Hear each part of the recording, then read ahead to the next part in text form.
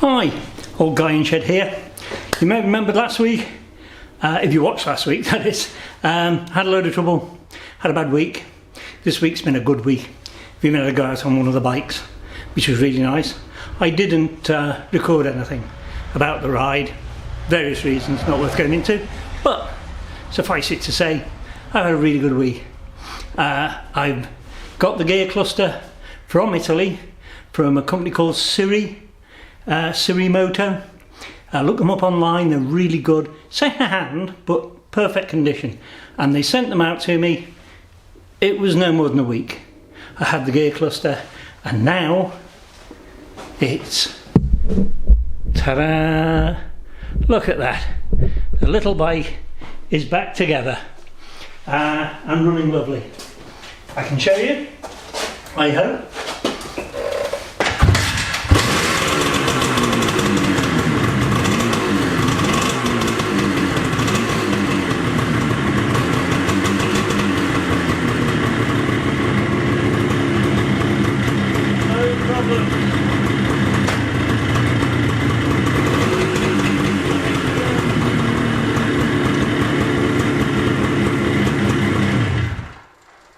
Absolutely spot on. That just snicked straight into first gear, no problems. I am delighted, I really am. She really is sweet as a nut. Notwithstanding, went together so quickly and so nicely that any dramas or trauma, it's given me chance to actually keep an eye on this lot, folks. Ta-da! We now have the 350 on the blocks, ready to go. And I've, as you can see, stripped it right down. The decision I have made is basically to tidy up all the paintwork. What I'm going to do, I'm going to paint the rear mudguard, side panels, tank, front mudguard. I'm not going to use all that big fairing again. I saw a photograph of one of these, the same model, the same colour, without any of the fairing or the screen, just as a bare bones motorbike, and it really looked sweet. It really did look very, very sweet. So that's the road we're going. I'm having no problems with this bike at all. Everything's coming apart nicely. The biggest problem I've got a fair bit of rust on the back of the tank. I'm a little bit concerned about that, but I'm sure it'll be okay. I'm going to treat it and then use a stopper on the rough bits, and then I'm going to paint it with a primer.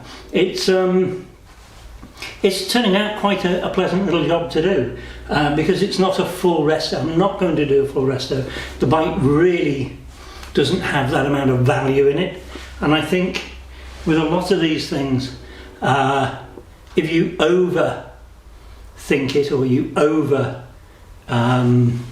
restore them, they don't look right. You know, certain bikes you can do that with. The little Suzuki I've got required it. The Benelli, absolutely stock. I've not touched it in terms of the bodywork.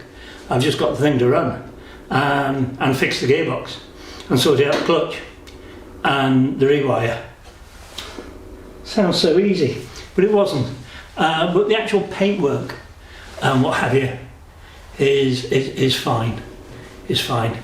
So I'm not going to change any of that. You can see it's an old bike, and again it comes down to value. You have to draw lines somewhere. I still haven't got rid of the California, still here, filling up the shed. I would like to get rid of it, but again, we're coming into the wrong time of year, and I think it's a case of it'll be with me next spring, and I'll probably ride it around and enjoy it again. And I really would like to love it. I really would. And I'm finding it difficult to do just that, is just to really get in touch with it, if you know what I mean. Like I say, I can't actually fault the bloody thing. If I could, I would. But again, as I say, I went out on one of my bikes this week. I went out on the Falcone, and well, the Smile is so slow. It's not a fast bike by any means. It's not a fast bike, but the smile, oh, the smile is so worth it. And now we're going back into this bloody lockdown. I can see me looking back at this week and going, well, that was about the best week we've had in a few months. So I do hope that I am going to get a few more rides this year before it gets too cold, because I am these days a fair weather rider. And these old girls don't appreciate going out in the salt and the dirt. And they've done their time. They don't need any more aggressive weather thrown at them. So I tend to look after them in that vein. The only thing I've got left to do now with the Benelli is get the paperwork sorted out, which is all in. I do hope it's going to work out. And we should have a really good couple of weeks.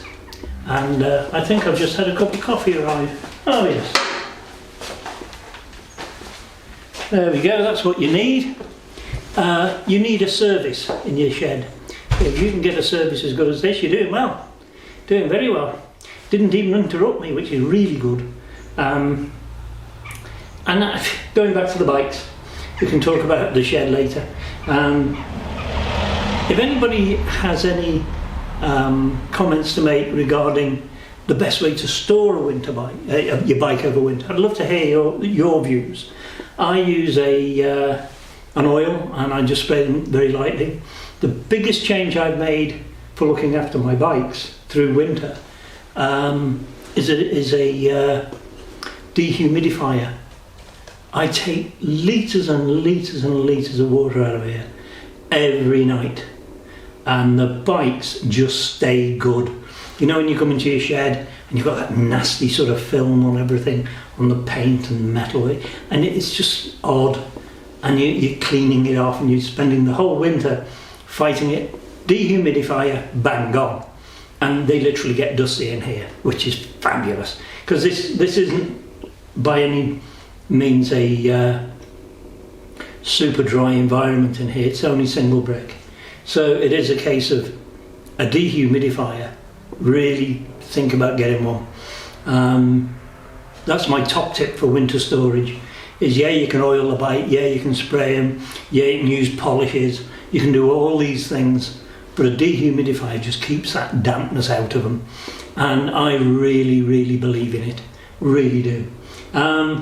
If anybody wants to add to that, because I'm always up for learning new tricks on how to look after bikes, please put them in the comment section below. When you press the like and you press the subscribe and you ring the bell, as I know you're going to. Thank you very much. At this moment again, I would like to thank everybody that does watch what I'm up to. It's nice to use this as a communication, because we can't communicate at the moment with this bloody virus. So until next week, that's me. It's only a quick video, this one, because I'm just so pleased with myself. I really am just very, very pleased with the way everything's gone. Take care, everybody. Have a good one.